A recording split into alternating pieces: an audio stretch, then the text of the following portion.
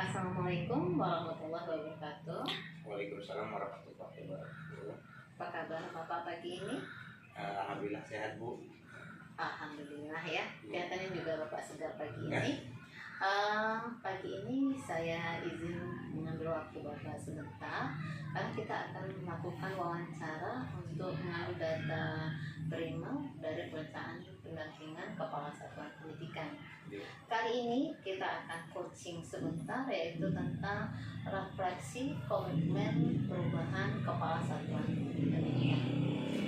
Baik Pak Kepala Sekolah, hari ini kita bersama saya pengawas pendamping SD 013 Wisdawati bersama Kepala Sekolah Pak Dureni SPD. Selama Bapak menjabat sebagai Kepala Sekolah di SD 013 Hamba, tentu Pak Juremi sudah memahami ya apa itu kekuatan dan kelemahan pada satuan pendidikan yang Bapak pimpin. Bapak bisa cerita apa kekuatan dari sekolah kita serta kelemahannya? Baik, Bu, terima kasih atas waktu yang diberikan. Yang pertama sekali kami yang berkali terima kasih atas kehadiran Ibu dalam pendampingan sekolah kita ini SD 013 Rambah. Saya selaku kepala sekolah SD 013 Rambah juga SPD ingin menyampaikan yang pertama sekali dari sisi tenaga pendidik kita, Bu. Ya. Kita berjumlah kurang lebih di sini ada 11 orang, untuk tenaga pendidiknya ada 8 orang gitu ya. Guru kelasnya ada 6, guru agama 1 dan guru PD kelas 1. Dari status kepegawaiannya alhamdulillah tahun ini udah hampir semua P3K, selebihnya udah PNS. Ada juga yang belum, mungkin akan menyusul. Kemudian dari pendidikannya alhamdulillah kita sudah S1 semua. Ya. Bahkan ada satu guru kita sudah berstrata 2 S2, Bu ya. Alhamdulillah, mudah-mudahan kawan-kawan yang lain mungkin bisa menyusul nanti, Bu. Itu dari guru kita. Kemudian dari siswa kita berjumlah kurang lebih 93 orang siswa kita. Karakteristiknya yang pertama yaitu kita dari lingkungan kita, lingkungannya pedesaan, Bu, ya boleh dikatakan tidak terlalu jauh dari pusat perkotaan. Di sini ada juga ya, tapi yang lebih dominan di sini yaitu suku kita Jawa. Boleh katakan bervariasi juga, Bu, ada juga dari Sunda, Melayu dan sebagainya. Kemudian kelemahan dari siswa kita ini, Bu, yang pertama mungkin satu, kondisi jalan kita yang kurang memadai. Ibu bisa lihat sendiri tadi kalau Ibu datang ke sini mungkin jalannya kurang begitu bagus, berlubang, dan kalau musim hujan lumpur lah, Bu, boleh katakan. Kemudian dari akademik, kalau kami dari SD 013 Rambah ini alhamdulillah kalau untuk bertanding untuk keluar itu ikut semua, Bu, kegiatan. Cuman kelemahannya mungkin karena kita mungkin anak kita mungkin mentalnya mungkin nggak terbiasa untuk tampil, jadi masih sifatnya grogi, masih banyak. Itu kelemahan dari siswa kita. Ya, baik, saya sudah tangkap ya dari keterangan yang Pak Dureni sampaikan. Kekuatan kita baru sudah ada 1 S2, ada S2 nih kekuatannya. Kemudian kelemahannya dari siswa itu tadi, ketika bertanding itu masih perlu pembinaan di mentalnya ya. Siap tandingnya untuk mengantisipasi kelemahan yang dipunyai oleh satuan pendidikan yang Bapak pimpin. Apa yang Bapak lakukan? Kalau dari untuk siswanya, Bu, kita akan terus mengadakan pertandingan antar sekolah, kita panggil ke sini. Kalau contohnya kemarin guru PJOK-nya kita undang bertanding ke SD 5 tetangga sebelah. Jadi biar untuk memantapkan lagi mental mereka bahwa bertanding itu rupanya perlu semangat dan motivasi yang tinggi gitu. Iya. Kemudian dari guru-guru juga kami mendorong bagi yang belum mungkin dari pendidikannya mungkin S1, kami dorong juga untuk dia untuk S2 dan sebagainya. Iya. Berarti pengantisipasi dari segi gurunya yaitu peningkatan kualitas atau ini. Iya. Ya. Kalau dari peningkatan kualitas pembelajaran bagaimana Pak Jurani mengatasi? Yang jelas tuh kalau dari segi pembelajaran kita akan setiap dalam pertemuan rutin kita ingatkan terus guru-guru kita untuk ikut dalam bagi guru kelas atas maupun kelas bawah, karena di situ selain untuk menambah ilmu mereka juga, bagaimana untuk meningkatkan kinerja mereka, kualitas pembelajaran mereka, bagaimana caranya pembelajaran yang menarik dan sebagainya. Di situ mungkin bisa mereka dorong. Selain nanti kami dorong juga guru-guru kita untuk ikut seminar-seminar seperti di luar dari yang diadakan di Kecamatan Rambak ini juga, seperti online dan sebagainya. Berarti peningkatan kualitas dari guru itu dilakukan dengan menyarankan, memotivasi ya, Iya, yang memotivasi memmotivasikan supaya guru itu melakukan peningkatan dengan ikut KKG atau webinar gitu ya Pak ya. Baik, bagaimana cara Bapak untuk memanfaatkan kekuatan tadi nih? Ini kan guru sudah S1, sudah S2.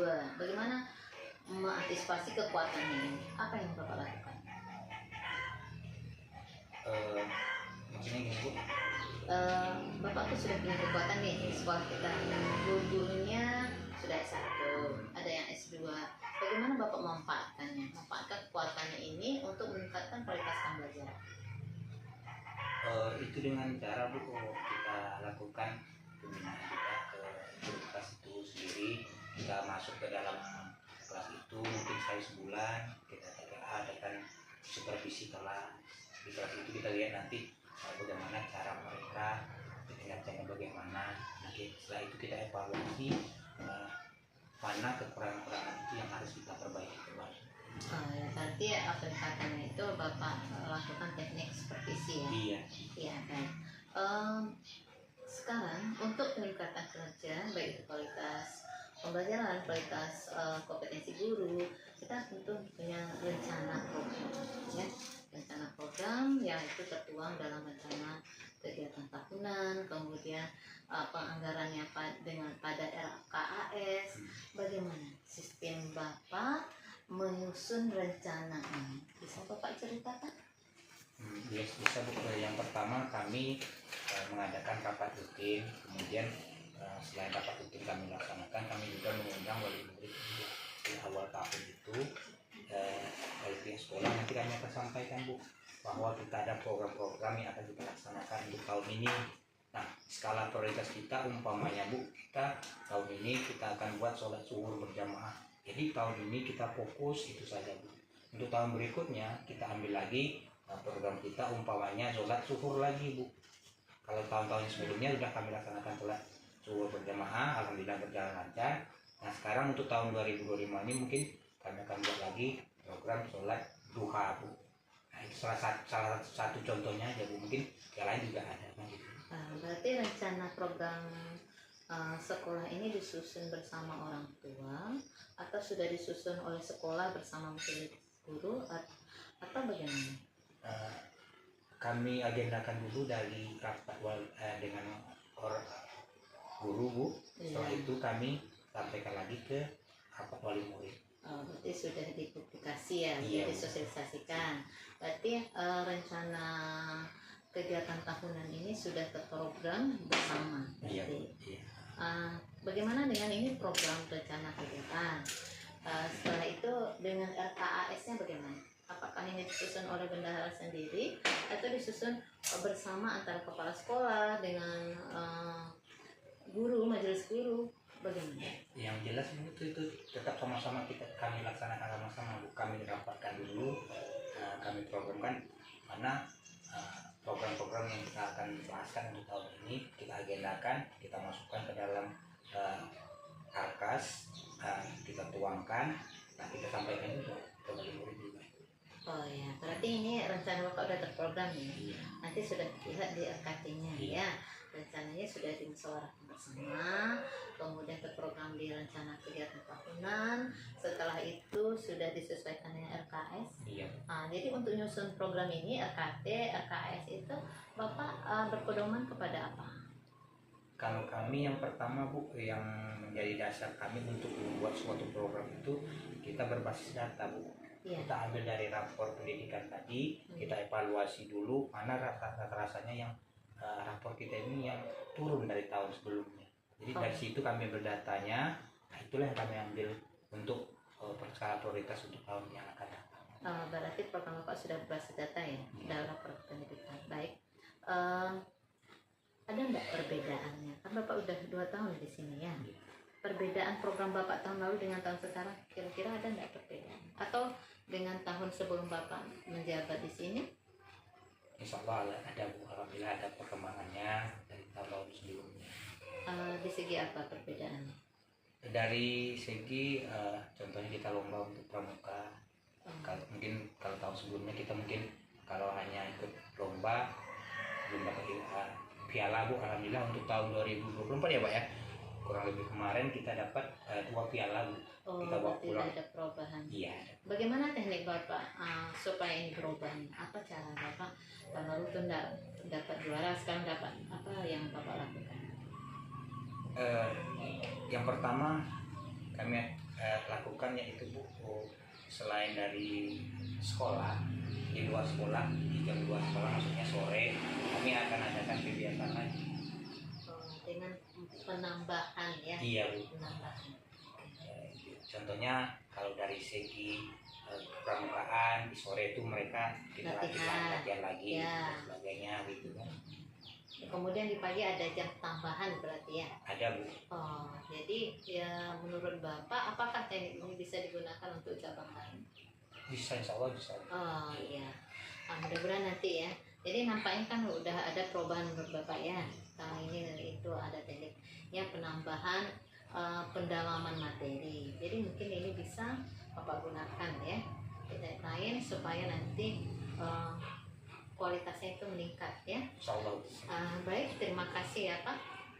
Dari pertama saya sudah dapat gambaran yaitu tentang bagaimana Bapak menganalisis ya tentang kekuatan kelemahan sekolah, bagaimana menyusun rencana kegiatan sekolah dan anggarannya, serta bagaimana Bapak mengantisipasi dari kekuatan dan kelemahan yang sekolah yang jadi satuan pendidikan yang Bapak pimpin. Saya akan menganalisis data ini untuk pendampingan 1 tahun ke depan. Terima kasih atas kesempatannya. Semoga nanti saya akan melihat program Bapak yang akan datang. Kita evaluasi di akhir tahun bagaimana peningkatannya. Mudah-mudahan nanti meningkat ya Pak ya. Insya Allah Bu. Insya Allah. Ya.